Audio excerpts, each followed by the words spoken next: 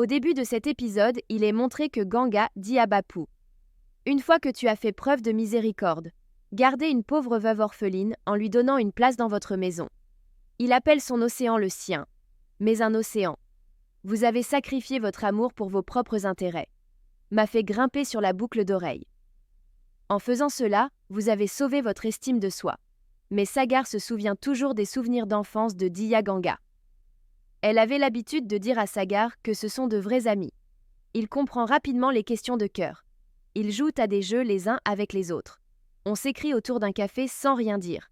Ensuite, ils se lisent mutuellement. Sagar dit à Ganga que je te garderai toujours heureux. Ganga se demande: ce qui est arrivé à Sagar aujourd'hui.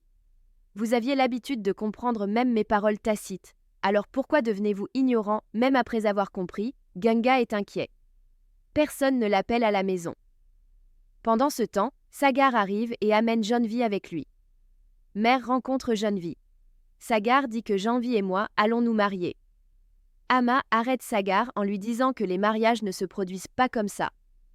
Sans aucun rituel ni bénédiction, Sagar commence à verser le sperme dans la gorge de Janvi. Pendant ce temps, Ganga tient la main de Sagar.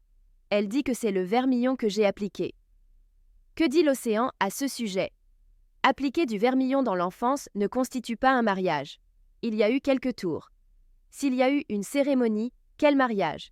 Alors quelle est la signification de ce vermillon que vit Ganga? Mon mingue était plein de vermillon devant tout le monde. Avait juré de rester ensemble. Sagar dit de considérer cela comme une blague. Ganga Sagar lui dit de quitter cet entêtement. Quand Sagar dit alors comprenez cet entêtement, ce que vous avez fait, ne suis-je pas un jouet, ou va-t-elle le donner à une œuvre caritative? Ganga craint que vous ruiniez des vies.